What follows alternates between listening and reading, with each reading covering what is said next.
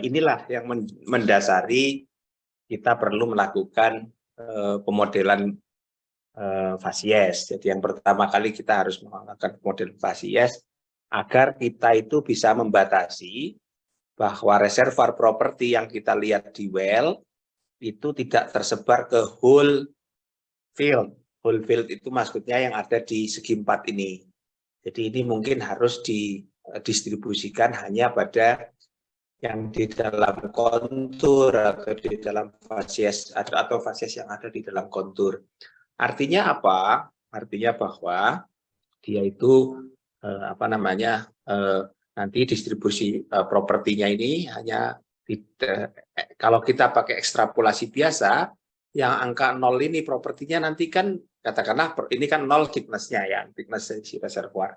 Nah, nanti propertinya nanti nyebar ke luar juga gitu loh. Atau yang nomor 10 ini, yang nomor 10 ini, nanti dia nyebar ke sini, tidak terkontrol. Tapi kalau kita batasi dengan Fasies model itu jadi lebih terkontrol. Jadi sebetulnya Fasies model itu dipakai nantinya untuk membatasi lebih lanjut setelah kita batasi dengan reservoir zonation. Jadi pertama kali kan kita bikin struktur besar. Di dalam struktur besar itu bayangkan seperti rumah, kemudian di dalam struktur besar itu ada yang reservoir sama non-reservoir. Itu namanya zonation. Nah, bikin reservoir non-reservoir zone itu kemarin dengan sequence stratigraphy. Nah, di dalam reservoir zonation itu ada further discrete property, ada pembatasan berikutnya. Jadi sama dengan kalau tadi zonation itu sama dengan kita bikin gedung, kemudian di dalam gedung itu ada lantai-lantainya. Itu kan secara vertikal kan, lantai vault-nya itu adalah dinding-dindingnya, itu adalah vault. Itu menjadi kompartemen-kompartemen di dalam setiap zone. Nah, nanti di dalam rumah besar itu ada lantai-lantai. Nah, di lantai itu nantinya di dalam lantai itu ada kamar-kamar. Nah, kamar-kamarnya itu dalam bentuk fasies.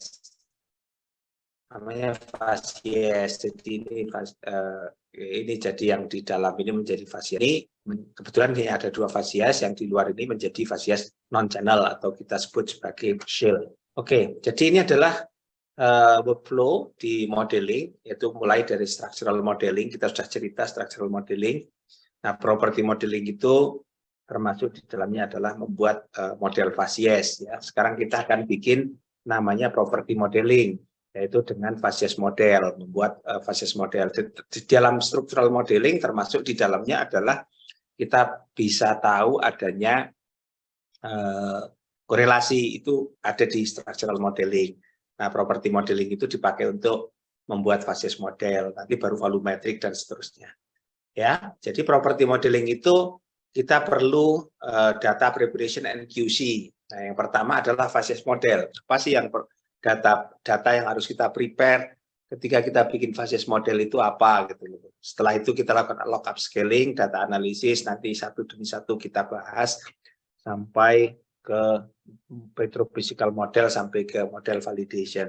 Jadi ada preparation atau QC yang harus kita lakukan, misalnya kita harus mengetahui betul mana data yang available atau data yang hilang. Kemudian kita harus memastikan untuk yang available data bahwa data itu konsisten. Jadi konsisten dengan apa? Konsisten dengan log data dari petrovisi, konsisten dengan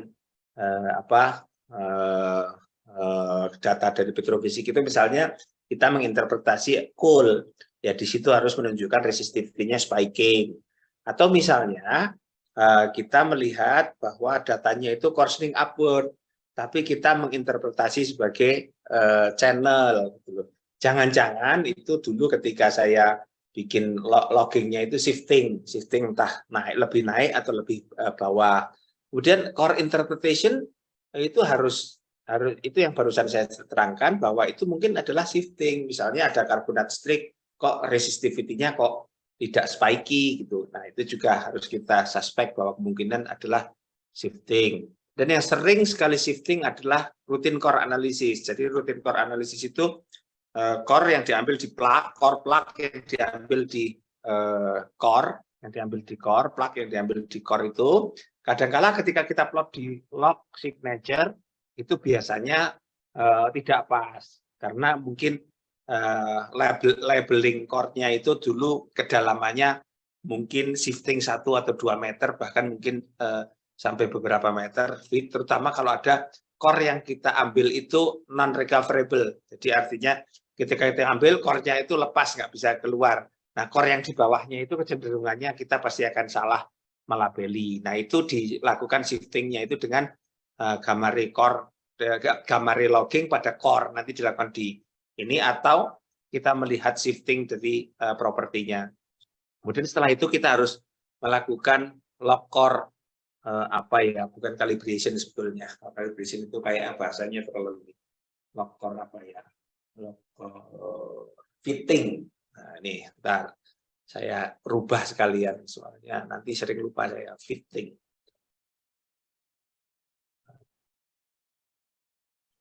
Ini core to log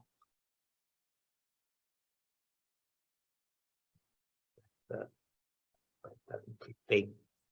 Ya, jadi kita harus melihat bahwa core interpretasi kita itu harus sama dengan pattern log patternnya. Ini biar nggak bikin bingung. Fitting of core to log pattern.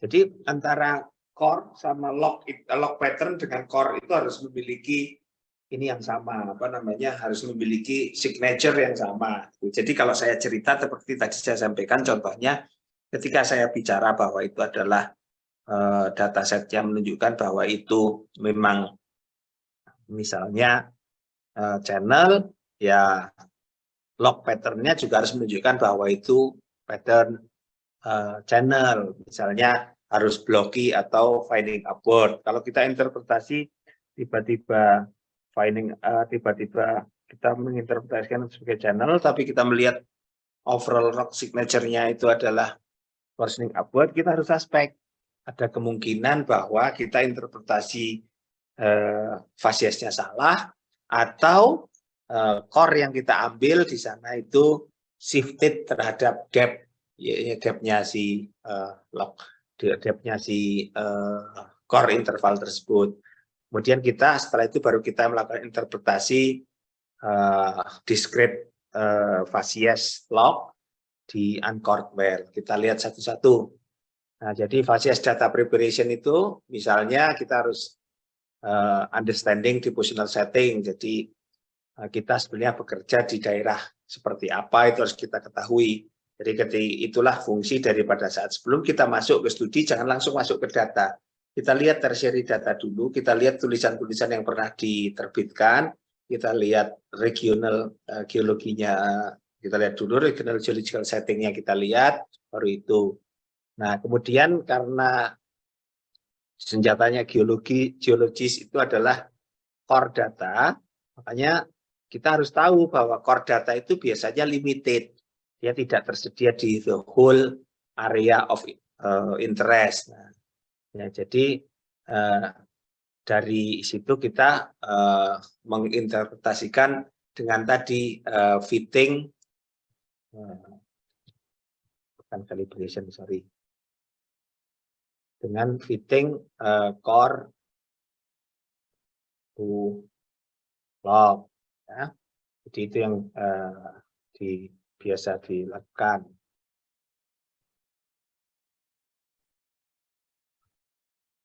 Nah, saya save dulu, nanti lupa kalau nggak diginikan, tahu besok masih ada calibration lagi.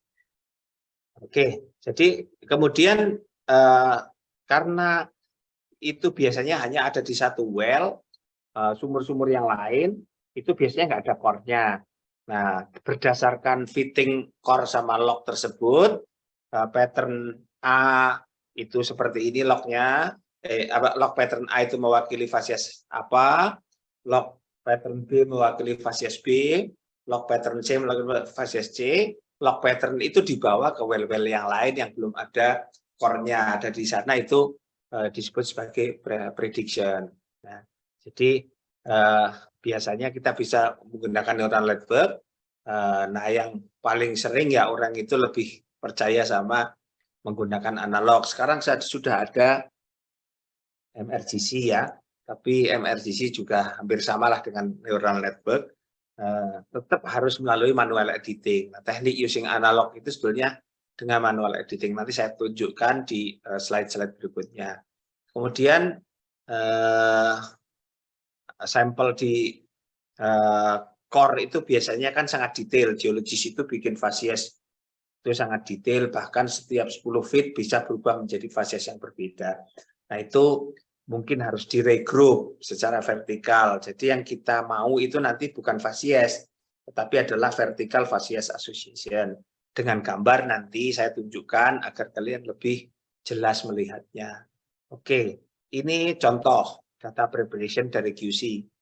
Ini saya ambil dari proyek di lapangan, namanya lapangan Dana di Malaysia sana, di Sarawak. Sarawak, di Peninsula kalau nggak salah ya, Peninsular Basin. Dulu saya mengerjakan, oh enggak, di Sarawak, betul, SK 305 namanya bloknya. Nah, ini jadi adalah facies interpretation. Apa sih yang harus disiapin? Yang harus disiapin oleh geologis adalah seperti ini yang di sebelah kanan ini. Yang ini kalian sangat hafal lah. Ini namanya log gamma ray dan sebagainya, kaliber ya. Kemudian ini adalah log water saturation, ini log ini namanya log. Ini adalah continuous number. Setiap number memang mewakili number itu sendiri. Kalau ada di sini SW sama dengan setengah 50% atau 0,5, ya berarti memang itu angka 0,5 adalah saturasi water. Jadi di dalam pori-pori itu ada water 50%, ada ini 50% gitu. Itu namanya itu. Kemudian yang sebelah kanan ini yang namanya discrete facies. Ya, discrete facies. Nah, ini continuous facies yang sebelah kiri, ini discrete. Continuous facies itu ada angka pecahan 0,3 nah dan sebagainya, dan bisa mengalami mathematical operation. Kalau yang di kanan ini disebut discrete log. Discrete log itu ini kodenya ini 0 itu mewakili channel. 1 mewakili bar, contohnya ya, ini channel, ini 0, 1 mewakili bar, crevasse itu apa, terus kayak gitu. Dan angka 0, 1, 2, 3, 4, 5, 6 ini adalah namanya angka kategori. Jadi angka ini nggak boleh mengalami mathematical operation, jadi 1 tambah 2 sama dengan 3, nggak boleh. Jadi bar tambah crevasse nanti sama dengan flat plane, itu nggak boleh. Itu hanya untuk mengidentifikasi agar komputer itu bisa membaca bisa membaca interpretasi geologi, karena interpretasi geologi kan biasanya bersifat kualitatif. Nah, ini menjadi kuantitatif, kuantifikasinya dengan memberikan simbol. Nah, ini tugas kita adalah preparation, yang dimaksudkan data preparation adalah menyiapkan log ini. Log inilah yang harus kita siapkan di semua sumur yang akan kita lakukan pemodelan geologi di dalamnya. Nah, kita harus tahu bahwa ini bikin log signature ini, bukan log signature, discrete log ini, itu kan berdasarkan karakteristik dari log continuous, entah gamma ray, entah resistivity, entah FDCCNL, dan sebagainya. Nah, itu kita lihat patternnya dan kita bikin ke sana. Tapi harus ada reference. Reference untuk bahwa pattern seperti itu adalah channel. Itu harus ada referensinya. Referensinya adalah chord interval. Nah, kita harus cari chord intervalnya. Nah, ini jadi beberapa stepnya adalah kita harus tahu geological concept, depositional environment, kemudian facies interpretation di core. Setelah itu kita bandingkin core ini facies di core, bandingin dengan log signature-nya seperti apa, di-fit-kan. Nah, setelah itu baru kita tahu masing-masing facies di core itu punya log signature gamma ray yang tertentu, dan ini hanya applicable biasanya di plastik. Kalau di karbonat saya tidak menyarankan itu dilakukan ya, jadi sebaiknya dilakukan di plastik environment saja. Oke. Saya bisa ngasih kuliah nanti sampai jam 1, karena jam 1 saya ditunggu SKK Migas, jadi mohon maaf ya nggak bisa ini. Makanya tadinya saya pengennya setelah jam 1 biar waktunya agak ini, tipe kalian tanya yang harus konsult ke dosen pembimbing katanya ya.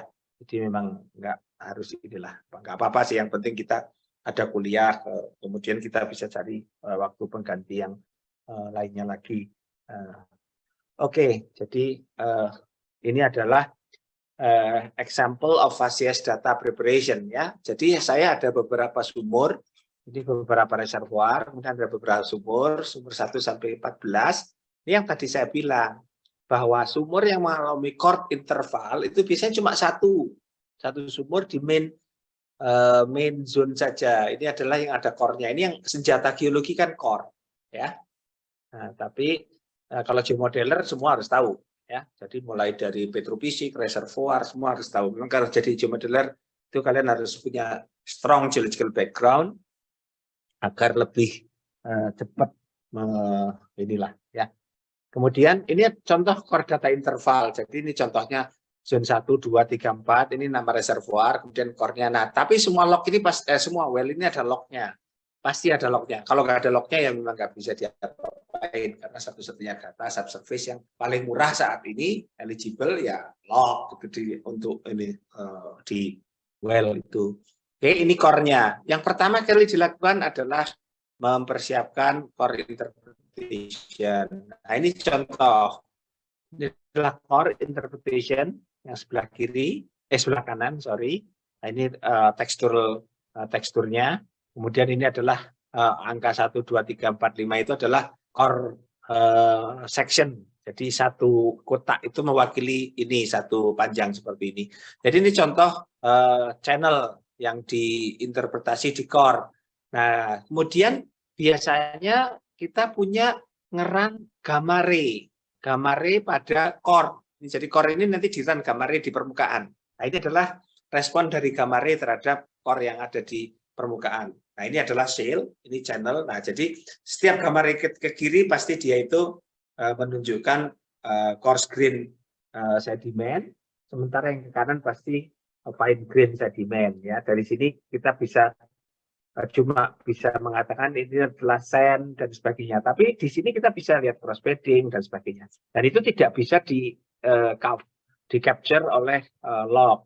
Nah, tapi kita bisa melihat dalam skala dari sini ke sana, dari sini sampai ke sini, ini kalian bisa melihat finding upward. Fine grain-nya semakin kecil ke arah atas. Jadi kan kelihatan. Nah, ini semakin finding upward. Nah, itu biasanya menunjukkan bahwa memang dia itu adalah channel interval. Oke, kita lihat lagi. Ini adalah perbandingan antara core interval yang saya kasih merah ini, ya. Ini yang mewakili yang kanan, yang ini mewakili yang kiri, ya. Nah, itu kita bisa melihat beberapa goal, ya. Ada goal di sini, ya. Jadi kalian perhatikan bahwa ternyata katakanlah ini kan secara vertikal kan sangat heterogeneous, yaitu dari ini nih, barang ini. Nah, sampai atasnya ada goal ini, ya. Itu kan heterogeneous gitu. Cuma kadang log itu cuma bisa mewakili sangat sedikit. Nah, sementara ini cross-bedded sandstone itu ada di sini, ya. Kemudian yang bawah ini unconformity, ya nggak kelihatan. Tapi biasanya sharp base seperti ini memang menunjukkan adanya local unconformity. Nah, ini harus diinterpretasi dulu. Nah, dari situ kita bisa melihat yang sand ini berarti ini sampai ke titik ini, sampai ke titik mana kira-kira? Sepertiga, ya, sampai ke titik inilah, sampai ke titik ini, itu menunjukkan bahwa dia itu memang adalah channel section. Ini adalah channel, ya. Nah, kalau ini heterolytic mud dominated triple wavy mudstone itu makin lama makin kecil lah. Yang sebelah bawah ini sandstone with mud drip and carbonaceous material. Masih ada carbonaceousnya. Oke. Ini contoh lagi untuk yang mud dominated interval, kita bisa melihat di situ. Oke, kemudian ini adalah biasanya seperti ini deskripsinya: grain size, sedimentary structure, paleontologi, kemudian interpretasinya apa, environment of deposition-nya apa, bisa dilihat di sini. Nah, kalau kita lihat, coba kalian perhatikan di sini, ternyata interpretasi geologi itu biasanya sangat detail, ya. Contohnya ini sama ini kan berbeda, tapi di log kita nggak bisa melihat perbedaannya. Jadi makanya kita tidak mendasarkan kepada fasies by fasies seperti ini, karena kadang-kala fasies itu sangat tipis sehingga tidak menunjukkan spesifik signature dari gamare. Nah, tetapi spesifik signature dari gamare itu bisa dilihat kalau kita melihat vertical association-nya. Jadi ini adalah vertical association yang menunjukkan bahwa dia adalah asosiasi dari beberapa rock facies, rock fabric. Nah, itu baru kita, kalau facies kan itu ada sandstone, silicium dan sebagainya. Nanti lithological interpretation itu akan kita bawa ke yang kita sebut sebagai genetic facies. Jadi genetik, kalau kita bilang channel itu namanya genetic facies. Kita sebut bar itu namanya genetic facies. Tapi itu sebenarnya adalah kumpulan dari vertical association dari beberapa lithological aspek atau beberapa kumpulan lithologi. Contohnya ini yang merah ini kan ada di shell semua. Ini adalah di shell dan ini turun ke bawah. Kalian melihat yang separuh sudah menjadi sandstone, nih ya. Tapi ada shell-nya juga, diinterpretasi ada shell-nya. Ini kita lihat ada drip seperti itu, horizontal bedding. Ini isinya adalah shell drip atau mungkin adalah buffle, shell buffle. Nah, kita lihat lagi ke bawah, ini lihat lagi ke bawah untuk sumber yang lainnya. Nah, ini semuanya sudah satu fasies mungkin. Kemudian ada beberapa, ada yang hilang ini, ada yang hilang. Kita ketemu lagi yang di sebelah bawah sini. Oke, terus ini yang paling bawah, kita lihat munculnya biomorpha, bioturbation dan sebagainya. Jadi geologi itu memulai dari sini. Nah, dari sini kita punya interpretasi ini. Nah, kemudian kita lari ke regionalnya. Saya sekarang sedang di mana sih? Sedang di delta. Nah, karena saya sedang di delta, saya harus punya semacam referensi. Jadi ini di delta itu referensinya seperti ini. Kemudian log signature-nya seperti ini. Kalau log signature-nya corresponding upward, oh ini adalah bar.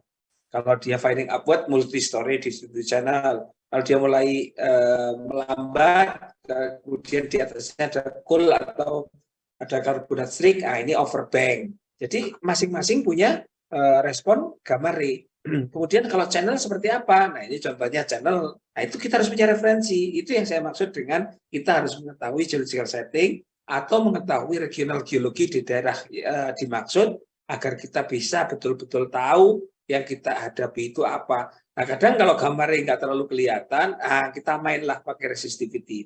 Resistivity biasanya corresponding upward lebih terlihat. Ini corresponding upward, tapi pada yang resistivity rendah, resistivity shallow resistivity. Oke. Jadi dari core itu kita mengenal beberapa litologi, ya, 18 litologi.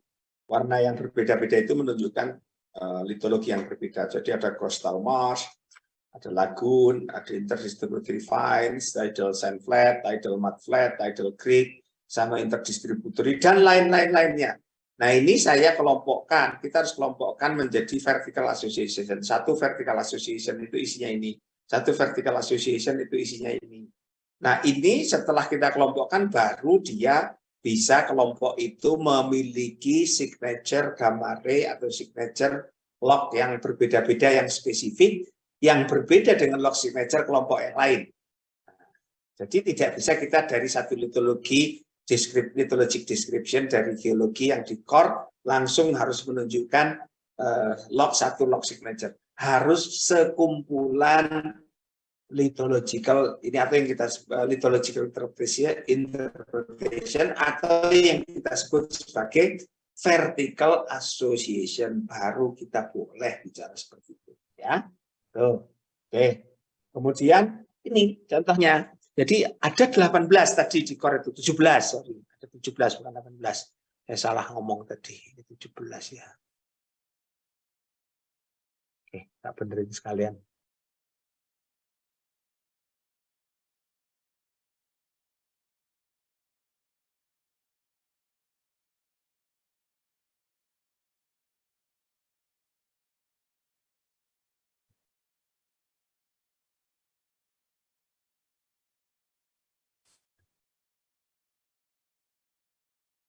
Right. Nah, ini adalah reservoir yang kita miliki ya. Ada 7 apa namanya? Ada 17, kita bagi menjadi 7. Nah, ini pembagiannya. Jadi yang sampai Tidal Creek itu kita jadikan sebagai interdistributory karena ini memiliki satu log signature yang spesifik yang berbeda dengan kelompok yang lain. Nah, contohnya fluvial distributory channel, tidal distributory channel, tidal channel stack. Kompleks itu kita jadikan sebagai simbol 678, kita jadikan kode 1 sebagai distributory channel. Channel splay kita jadikan satu, surface kita sendirikan. Kemudian delta front kita sendirikan, pro delta front turbidite kita sendirikan, dan itu mengikuti satu adalah log signature, vertical association of rocks, sama kita harus mengetahui geological setting atau di mana kita berada saat itu. Nah, ini contoh yang tadi ya, kalau kalian perhatikan. Nah, ini adalah mengambil ini dari Mahakam. Jadi di Mahakam Delta itu kita bisa lihat tidal distributory channel, lokasinya yang coklat ini. Ya, yang coklat ini tidal distributory channel. Oke, kalau ini tidal distributory channel, ya berarti dia seperti ini, finding upward. Jadi kalau kita lihat jadi tidal distributory channel berdasarkan core ke log, di fitting, di fit, mana itu kira-kira log signature-nya seperti ini. Oke, kemudian yang ini mungkin ada coal, ada braided, ada dan sebagainya, dan resistivity-nya seperti ini.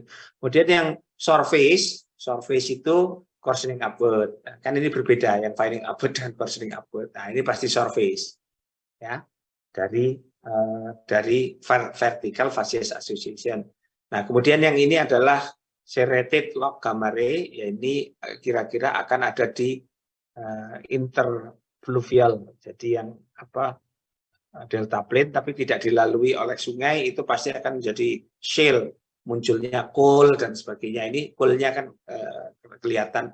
Nah, ini ciri dari interdistributory sand flat atau mud flat atau distal delta front yang isinya adalah hydrolytic sand atau hydrolytic lithology, ya. Kemudian yang splay itu coarsening upward, tetapi dia masih ada serrated-nya. Nah, itu ciri dari crevasse splay atau delta di dalam delta. Nah, itu biasanya menunjukkan bahwa ini memang masih ada channel influx atau channel dominated facies yang ada di sana. Kemudian yang ini adalah pro delta mat, jadi sangat ini atau lebih jauh lagi. Jadi kita bisa lihat ya, dari sini ini kan yang ada core-nya, ini sumur, ada signature, ada log signature, ada core. Nah, yang tadi kita bikin fitting itu kan ada di daerah ini. Dan ini cukup banyak core-nya yang tadi saya tunjukkan. Nah, ini kan channel kan. Nah, ini channel, kemudian yang ke atasnya itu tadi sempat kita tunjukkan lebih detail. Yang ini pun saya tunjukkan. Jadi awal muasalnya interpretasi itu ya cuma yang biru ini, yang saya kotak biru ini. Nah, interpretasi antara log dibandingkan dengan core interpretation, log signature dengan core interpretation dibandingkan. That's the that's the conclusion yang tadi kita ambil. Dari 17 ini, oh ini 18 benar itu, karena angka 0 tadi nggak dihitung. Betul, oke, saya salah, tadi tak benerin lagi. Nah, jadi dari 18 ini menjadi ini. Itu setelah kita lihat vertical association. Oke. Setelah itu apakah kita setelah ini ketemu, nah kita cari yang tidak ada core-nya. Gamma ray-nya seperti apa yang tidak ada core-nya, kita tinggal interpretasi. Ini adalah hasil interpretasi. Interpretasi untuk daerah-daerah yang non-core. Contohnya ini coarsening upward. Ini coarsening upward pasti dia ngikutin yang ini warna interdistributory ya, atau dia mengikuti nomor 3 surface ya, nomor 3 itu surface. Kemudian yang ini ngikutin, jadi seluruh log signature ini surface semua, itu upper surface, ini lower surface gitu aja, karena semakin ke bawah, nah ini semakin menjadi pro delta. Jadi dari sini kita kan bisa lihat untuk yang uncored location, ini uncored, ini yang di sini uncored, yang sana uncored. agar kita bisa dapat ini. Selain itu bisa juga dilakukan dengan yang sering kita sebut neural network untuk melihat daerah-daerah yang ini, yang warna merah. Yang warna merah ini adalah daerah yang belum diinterpretasi. Ya, ini tak kasih warna merah untuk biar kalian paham. Ini adalah daerah yang belum diinterpretasi. Kemudian ini juga daerah yang belum not interpret. Ini yang diinterpretasi melalui log signature. Yang warna merah ini diinterpretasi melalui log signature, yang itu dipakai untuk training image yang warna biru itu. Ya. Kemudian yang ini warna merah ini menunjukkan bahwa ini hasil interpretasi hanya melalui log yang merah itu. Kalau yang biru adalah interpretasi melalui log signature plus core, ya. Tapi karena core tidak ada di semua tempat, makanya jadi seperti ini. Oke, alright, saya ini lagi, ya. Itu adalah hasil interpretation dari basis model. Dari situlah kita sudah punya discrete data. Oke, ada punya discrete data. Setelah itu kita bikin upscaling. Nah, discrete data itu tadi sudah ya, discrete data itu yang ini saya tunjukkan. Ya, ini adalah discrete data. Ya, semua well bisa 400 well. Kemarin saya mengerjakan Widuri yang ada core-nya cuma 1, kemudian kita bikin 400 well, interpretasi seperti itu. Itu perlu waktu sampai 6 bulan untuk bikin itu. Dan itu memang lama gitu, karena kita harus merekonstruksi lingkungan pengendapan juga gitu. Jadi nggak bisa kita istilahnya cepat pekerjaan kayak gitu, sangat cepat itu tidak bisa dilakukan. Oke, setelah itu baru kita bikin setelah itu struktural model sudah jadi. Nah, kita berikutnya adalah log upscaling. Jadi log upscaling itu gini, saya punya lintasan sumur, di dalamnya ada discrete log ya. Nah, ada discrete log itu yang background ini, scheme 4 ini adalah struktural model. Jadi setiap log yang ada di dalam satu sel ini, itu nanti satu sel ini harus diisi berdasarkan log signature ataupun berdasarkan discrete log. Jadi discrete log berapa itu masuk ke sini, sehingga sepanjang lintasan ini sel di dalam struktur model ini memiliki value. Nah, ini contoh hasilnya. Jadi saya punya pi log, ya, katakanlah ini pi log. Kemudian ini ada numbernya lah, itu istilahnya 0.1, etc. Setelah itu saya upscale ke dalam log signature. Di dalam log signature, nah ini adalah hasilnya. Contoh saja ini. Contoh ini mungkin tidak ada hubungannya antara gambar ini dengan sebelah kiri. Nanti saya coba ganti yang lebih berhubungan lah. Nah, ini adalah pi log. Setelah saya upscale, ini adalah hasil dari upscalingnya. Jadi upscalingnya itu menjadi bentuknya kotak-kotak, ngikutin lintasan sumur tersebut yang mengikutin sel-sel yang dilintasi oleh well trajectory. Kemudian warna-warni itu menunjukkan value dari si log itu. Nah, jadi kalau di sini contohnya ini satu kotak ini kan berasal dari beberapa value di log, yaitu di average-kan. Itu di average-kan. Jadi di sel-sel ini kan ada satu sel, dua sel, terus seterusnya. Itu sebetulnya adalah meng-average-kan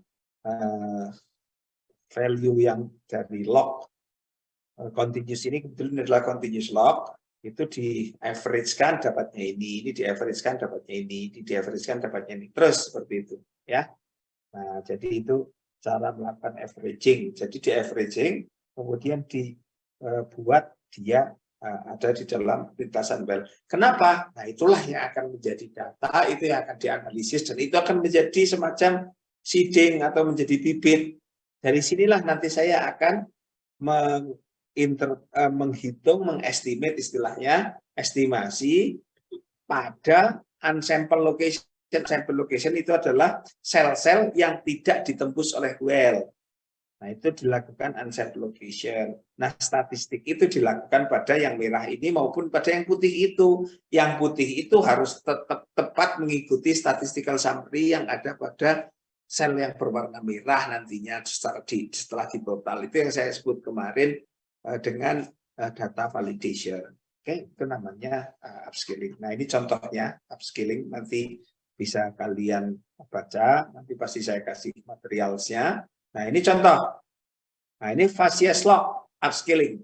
Jadi ini datanya. Ini data dari Wellog yang sudah tadi kita ini. Jadi ini hanya ada 2 channel. Ini contoh Facies sederhana. Send, shield, terus. Ya. Nah, send, shield itu, nah ini adalah segini itu adalah selnya, sel thickness-nya atau sel yang ada di dalam structural model. Nah, dari sini kalau saya upscale itu karena saya tadi cerita kalau discrete kan nggak boleh mengalami mathematical operation, ya kan? Jadi nggak boleh ini 0 tambah 1 kemudian dibagi 2 rata-ratanya menjadi setengah, itu nggak boleh. Discrete itu hanya boleh pakai angka 0, 1, 2, 3 dan seterusnya, nggak boleh ada angka pecahan karena dia hanya identifier. Jadi kemudian menjadi selisen, ini jadi selisen nggak boleh seperti itu. Nah, kalau seperti ini gimana caranya? Ada yang namanya most of. Most of itu bukan mathematical interpret, bukan. Jadi dalam satu sel besar ini isinya sel kecil. Nah, sel kecil ini mana yang lebih dominan? Kalau lebih dominan selnya, oh berarti dia akan menjadi sel, kan? Akan di upscale menjadi scale up-nya akan menjadi sel. Yang ini selnya sedikit segini, oh berarti menjadi sen. Ini sen, ini ada sen lagi, oh lebih banyak, lebih dominan sen, ini menjadi sen. Ini menjadi sen. Ini menjadi sel, ini menjadi sel, ini menjadi. Nah, kasus seperti ini kalau tidak hati-hati itu nanti di kemudian hari akan menyebabkan problem. Kenapa? Contohnya ini sebenarnya ada sen. Kemudian di sini begitu di model, ini kan di well data, ya kan? Kemudian saya upscale tadi di rata-rata ke dalam cell size. Begitu saya upscale, dia menjadi sel. Artinya apa? Di sini menjadi tidak ada aliran lagi. Padahal mungkin di sini ada sebetulnya harusnya ada aliran karena ada sen. Ini kan kenyataan, ini model. Nah, di kenyataannya kita tidak bisa mengcapture ini. Nah, karena itu nanti ada kita mengintroduce yang disebut sebagai net to gross. Tapi net to gross-nya sekarang selama di Indonesia orang semua modeler salah berjamaah. Saya sudah kampanye lama sekali di Indonesia untuk memperbaiki kesalahan itu, tapi ya susah juga karena kita mengikuti PTK-POD SKK Migas. Padahal dulu PTK-POD SKK Migas saya juga yang diminta untuk ini. Tapi kadangkala ada satu hal, ada satu kesulitan di Indonesia menghadapi birokrasi yang hierarkis. Sementara orang seperti saya memang tidak ingin menjadi orang yang hierarkis ya. Itu saya dari dulu menolak menjadi manajer, saya dari dulu memang menolak jabatan struktural, nggak pengen jadi itu. Saya memilih menjadi seorang profesional, which is itu mungkin suitable kalau saya tidak di Indonesia karena dulu saya lebih banyak berkarir tidak di Indonesia, jadi saya memilih ke sana karena saya merasa nyaman di sana. Ternyata begitu dibawa ke Indonesia, kadang-kala kita menghadapi birokrasi yang tidak mau merubah sistem. Nah, itu agak susah juga gitu. Jadi makanya prediction resource sampai reserve di Indonesia itu menjadi lebih politis sebetulnya dibandingkan dengan teknikal. Sementara orang saya teknikal itu no matter how strong you are secara teknikal gitu, kalau sudah menghadapi tembok birokrasi sama politis itu kita harus dikorbankan. Itu susahnya, itu yang membuat sedih gitu loh. Tapi saya tidak akan pernah berhenti bicara tentang hal ini, terutama saya ini ke kalian yang generasi siapa tahu 1 atau 2 dari kalian nanti ada yang jadi geomodeler juga, jadi paling tidak bisa ikut spread ide tentang tidak menggunakan net to gross. Saya setuju sekali karena untuk kasus seperti ini saya temukan banyak sekali dan ketika saya dulu bekerja untuk Shell gitu loh, maksudnya jadi konsultannya Shell di Asia Pasifik itu, saya senang bekerja ke mereka karena mereka sangat terbuka ketika kita propose sesuatu, mereka cepat menanggapi.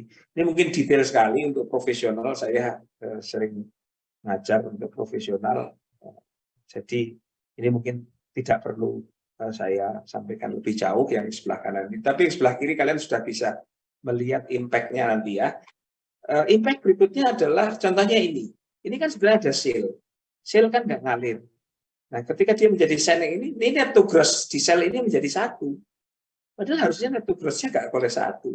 Bagaimana cara menghitung sen tapi net to gross-nya nggak 1? Nah, itu yang selalu saya coba perjuangkan.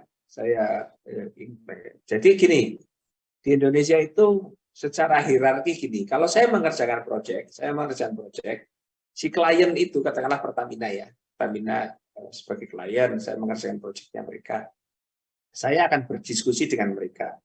Kalau mereka tidak setuju, saya harus ngikutin interpretasi mereka, akhirnya katakanlah interpretasinya seperti ini. Kemudian dari Pertamina itu akan menyuruh saya untuk maju ke atasannya Pertamina, kita sebut Pertamina Region atau reviewernya Pertamina. Nah, ternyata reviewer Pertamina lebih setuju dengan cara yang di sebelah kiri ini. Ini tidak menjadi, ini boleh menjadi sen, tapi net gross-nya tidak sama dengan 1. Ada tekniknya. Saya mengajarkan banyak teknik itu untuk melakukan kayak gitu, dan banyak orang akhirnya terbuka matanya. Tapi kalau di Pertamina nggak setuju, ya sudah balik lagi ke salah berjamaah tadi. Nah, wasit terakhir SKK Migas, kebanyakan teman-teman di SKK Migas, I am not disgrace SKK Migas ya. SKK Migas banyak orang pintar, tapi mereka biasanya langsung dari university, tidak melalui pengalaman empiris, karena IB-nya tinggi, langsung masuk SKK Migas jadi regulator. Jadi dia tidak tahu teknik-teknik yang dipakai untuk mengakali software. Sehingga kadang-kala mereka sangat textbook. Nah, ketika kita kasih case-case tertentu, mereka tidak pernah melihat, ya nggak berani karena mereka takut dengan audit teknikal nantinya. Gitu. Harus melalui regulasi dulu, regulasi namanya PTKPUD. Nah itu lama lagi. Nah kalau saya ceritakan sebenarnya banyak, tapi saya tidak akan cerita di luar konteks nanti. Ya, tapi intinya dari sini kita kehilangan sen, di sini kita kehilangan shell. Yang kehilangan shell itu akan menyebabkan volume di sini dihitung overestimate, yang di sini menjadi underestimate. Nah, jadi perhitungan resource di dalam reservoir itu menjadi tidak pernah tepat. Selalu menjadi bermasalah, sehingga prediction dari well performance, production performance itu menjadi selalu meleset itu. Jadi dibawa ke DPR, saya SKK menjanjikan saya mau memproduksi segini, dan itu kesalahannya kadang berasal dari teknik. Dan kesalahan itu selalu disembunyikan, untuk next study berikutnya itu akan disembunyikan lagi. Akan disembunyikan lagi terus seperti itu. Jadi saya sampai pensiun di Indonesia, suatu saat kelak ya sudah akan seperti itu terus. Ya, tapi sesusah apapun bukan berarti kita harus ini. Nah, ini contoh, ini tidak akan saya sampaikan. Belum lagi kalau kita sebetulnya log upscaling-nya itu ada horizontal sama vertikal. Ini saya tunjukkan. Kesalahan fatal yang dilakukan oleh banyak orang. Dan ini sudah saya berkali-kali saya kampanyekan gitu ke SKK Migas, nampaknya mereka sudah mulai ini, dan itu. Jadi mereka sudah mulai aware juga. Oke, bayangkan sumur ini belum ada. Ya, bayangkan sumur ini belum ada. Ini yang saya gambar tadi ini untuk melakukan kesalahan upscaling, karena orang menganggap bahwa orang itu cuma hanya perlu ngeklik software, setelah itu software akan menyelesaikan hidup kita gitu. Sebetulnya tidak. Jadi jangan dianggap software itu seperti handphone, nggak bisa seperti itu. Jadi tidak bisa. Saya punya ini reservoir yang belum di-drill. Bayangkan sumur-sumur, 4 sumur ini belum ada. Kemudian saya punya di dalam reservoir itu ada satu strik. Strik itu ya sesuatu yang sangat berbeda dengan sekelilingnya. dan menghasilkan porosity dan permeability yang besar. Kalau ini karbonat, ini katakanlah horizontal cars, ya. Nah, di dalam hitungan saya, model ini hitungan saya, volume fraction-nya itu sekitar 20%. Jadi yang warna kuning itu occupies 20% dari apa namanya reservoir ini. Coba kalian ini ikuti pelan-pelan sehingga nanti kalian tidak menjadi robot yang hanya ngeklik software. Oke, ini yang selalu saya ini. Nah, oke. Setelah itu saya drilling vertical well. Nah, ini dia. Saya dapat yang merah ini. Saya drilling another vertical well, dapat yang merah ini. Yang merah ini dengan yang ini, mungkin ini 21%, ini 19%. Saya lakukan eksplorasi, kan biasanya ini well exploration, karena dia vertikal. Berapa volume fraction dari yang merah itu? Volume fraction dari yang merah itu tetap 20%. Ya. Tetapi ini adalah production, yang paling bagus produksinya, dites. Produksinya besar, permeability-nya besar, porosity-nya besar. Akhirnya saya akan mencari yang 20% itu. Oke. Nah, kita kan pada saat drilling kan kita tidak punya gambar yang biru ini. Kenyataan di bawah sana itu tidak pernah kita jumpai. Yang kita jumpai adalah modelnya. Nah, kita menganggap dari dua well itu, saya menganggap bahwa gambar ini mulai muncul di pikiran. Setelah drilling dua well tersebut, saya punya kuning 20%, punya biru 80%. Tapi karena yang paling bagus adalah kuningnya, saya akan drilling well yang melalui kuning tersebut. Saya drilling well deviated. Well yang miring seperti ini biasanya adalah well development untuk production. Ya, kalau ini biasanya well untuk exploration. Setelah ketemu dia di-plug, di-abandon, ditinggal. Nah, ini juga di-plug, di-abandon, ditinggal. Ya. Nah, baru disinilah kita punya completion, punya production facility, dan sebagainya. Saya drilling nih, ketemu sama ini. Nah, sekarang ini kalau dibandingkan dengan horizontal section ini juga mungkin masih 20%. Nah, sekarang udah ketemu di sini, pasti ini sebagai pilot hole. Saya akan bikin pilot hole ini, akan saya plug, saya abandon, saya bikin horizontal section. Horizontal itu melewati ini. Kemudian sepanjang horizontal section ini, saya kan karena memang mengarahkan well itu untuk mencari yang kuning ini akan produksi saya tinggi, ya kan? Ternyata setelah ini volume fraction-nya itu menjadi kira-kira 40%. Volume fraction dari upscale yang ini itu menjadi 40%. Coba lihat aja. Saya punya lintasan ini dari sini ke sini ke sana, itu berapa yang diokupai ini merah? Kira-kira 40%. Nah, kalau saya lakukan analisis statistiknya bareng-bareng, makanya saya memperoleh volume fraction dari log data lebih besar dari 20%. Itu over optimistic terhadap terhadap kondisi reservoir yang sebenarnya. Jadi saya menginputkan ke dalam software lebih besar dari 20%, mungkin 30% atau 26, mungkin 29 atau 26%, meminta si software nanti untuk membuat model kuning ini menjadi 30%. Hasilnya apa? Hasilnya adalah yang kanan ini. Jadi yang kuning ini, metode yang kedua ini, karena saya ngawur, input data yang dari well saya percayai begitu saja tanpa memperhatikan geometri dari well, saya dapat yang kuning ini menjadi banyak sekali. Apa akibatnya? Kita overestimate menghitung. Ini terjadi di Bukit Tua, lapangan Bukit Tua punya ini. Saya dari dulu sudah bilang seperti itu, tapi reservoir engineer tidak pernah mau. Itu lagi masalah politik lagi. Jadi kalau kita melaporkan reserve besar ke SKK Migas kan senang, SKK Migas begitu detail nggak ada. Jadi dulu ketika saya pertama kali mempropose ini, saya sih tidak percaya dengan cara horizontal dimasukkan sebagai tanpa dikalibrasi, yang horizontal itu tanpa dikalibrasi, dulu 183 million barrel of oil yang dulu saya ini. Tapi sekarang ternyata hitungan kami itu hitungan yang terakhir itu cuma 140. Jadi turun sangat drastis. Akhirnya production ke depan itu akan berpengaruh. Investasi yang sudah disetujui, investasi itu kan nggak bisa ditarik mundur. investasinya harus sekian juta US dollar. Katakanlah kemarin 5 sumur itu 400 juta US dollar yang kita investasikan, ternyata produksinya tidak sesuai. Nah, yang rugi siapa? Negara. Karena negara menginvestasikan 400.000 US dollar, tetapi ternyata barangnya tidak ada kan. Nah, kalau saya kalibrasi dengan metode 1, nah itu modelnya akan kira-kira seperti ini. Sama dengan kenyataannya lah, kira-kira seperti ini. Kenyataan ini kan kita nggak pernah lihat, karena ini subsurface. Yang kita lihat adalah modelnya. Modelnya seperti ini, tetapi model ini dikalibrasi berdasarkan sumur itu.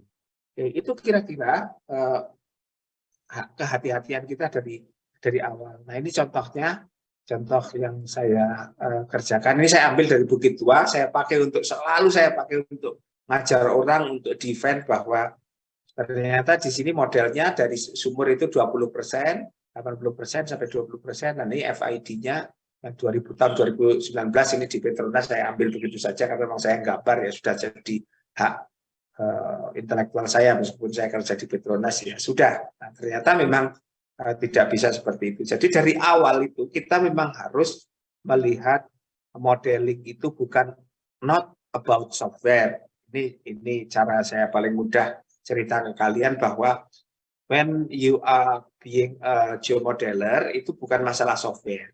Jadi ketika kalian bisa ngeklik software itu tidak boleh kalian mengatakan bahwa saya sudah jadi seorang geomodeler. No, karena yang paling penting adalah kalian memahami konsep, memahami impact-nya seperti apa, harus integration dengan bidang yang lain. Nah, itu baru boleh ini. Oke, itu saja mungkin yang bisa saya sampaikan. Masih kurang 5 menit. Silakan kalau ada yang mau bertanya tentang materi kuliah kita hari ini. Ini belum masuk ke basis model sama properti. Habis itu baru kita volumetric, sudah selesai kuliah kita nanti ke belakang cepat. Nah, ini yang penting konsepnya itu kalian matang dulu, benar-benar saya sampaikan semua sehingga suatu saat nanti saya tidak tahu berapa persen materi yang saya sampaikan bisa kalian tangkap, tetapi semoga banyak yang bisa ada insight yang bisa kalian tangkap selama kuliah 1 semester ini nanti. Kita bentar lagi ujian Desember ya, kalau nggak salah ya. Oke, jadi itu saja untuk siang ini. Terima kasih atas waktunya bersedia bergeser kuliahnya ke waktu kalian yang seharusnya dipakai untuk yang lain. Oke, terima kasih. Ada yang bertanya? Silakan saya kasih waktu untuk mengajukan pertanyaan. Pak, saya mau tanya, Pak. Kita selesai. Ya, siapa ya? Amel, Pak. Oke, Amel. Ya, Amel. Silakan, Amel. Sebenarnya saya masih ini, Pak, agak bingung sama terminologi genetik fasies sama lingkungan pengendapan, Pak. Itu sebetulnya sama atau beda ya, Pak? Beda. Jadi gini, contohnya genetik fasies itu adalah sebetulnya lingkungan pengendapan, tetapi lebih rendah lagi dari lingkungan pengendapan sebetulnya. Kayak orde 5 square stratigraphy lah. Contohnya di lingkungan pengendapan delta plane itu kan ada channel. Berarti genetik fasiesnya kan channel ya. Betul nggak? Tapi selain itu ada crevasse, ya. Berarti kita genetik fasiesnya crevasse, ya nggak? Kemudian di situ ada interfluvial deposit juga. Jadi kan di situ ada interfluvial deposit, ada crevasse, ada channel. Paling tidak tiga genetik fasies itu kan. Nah, 3 genetik fasies itu, interfluve deposit itu, kemudian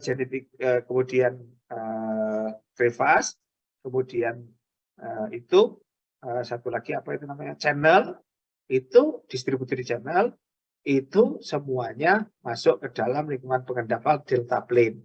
Tetapi itu bisa juga lingkungan pengendapannya yang tidak di delta, itu keluar juga seperti itu. Contohnya ya, Amel ya, saya further up stream. Jadi sebelum channel itu masuk ke delta, kita akan punya juga crevasse, channel, ya enggak? Sama interfluve. Di mana itu? Inchist Valley. Ya enggak?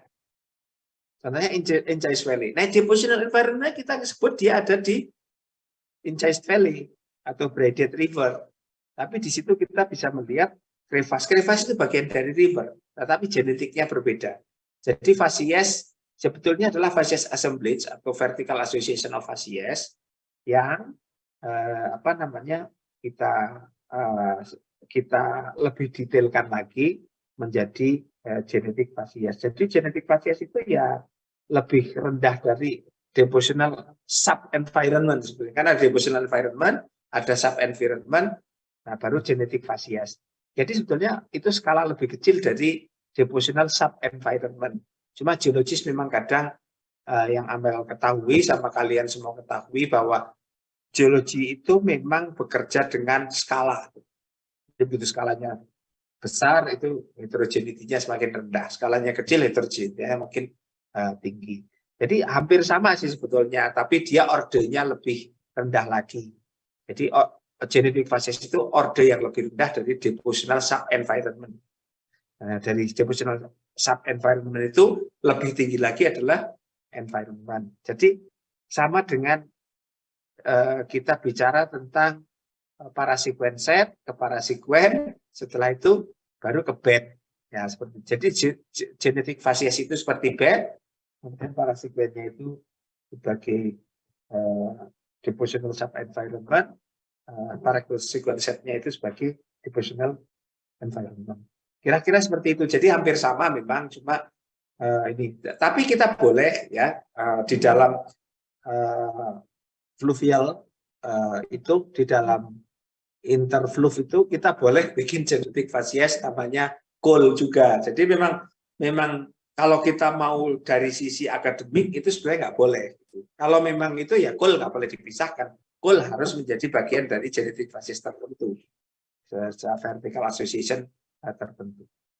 Moga-moga itu bisa menjawab ke pertanyaan Amel. Iya Pak, boleh satu lagi nggak Pak? Silakan, nggak apa-apa. Kalau mau Berarti diskusi nggak apa-apa masalah. Gimana? berarti yang di-generate sama elektrofasies itu genetik fasies ya Pak?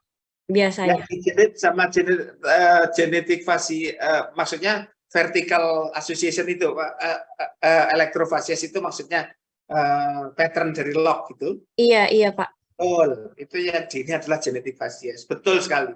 Dan MRGC itu mencoba melebih rendah dari genetik fasies dengan yang disebut sebagai rock type. Di bawah genetik fasies itu, satu genetik fasies itu ada beberapa rock type di dalamnya atau litologi di dalamnya.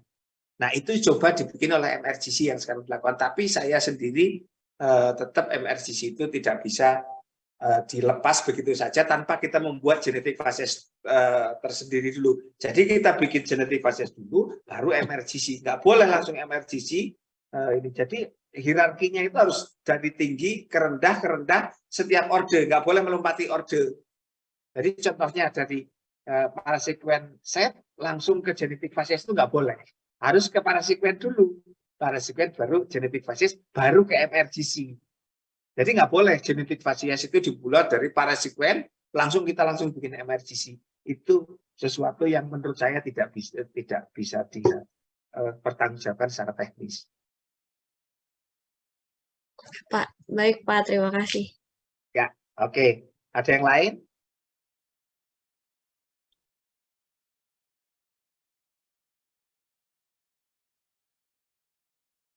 Oke, kalau tidak ada, kita akhiri kuliah kita sudah jam 1 ya. Kita akhiri, kita ketemu lagi minggu depan kalau memang belum ujian ya. Oke, terima kasih. Tetap jaga kesehatan. Assalamualaikum warahmatullahi wabarakatuh. Terima kasih.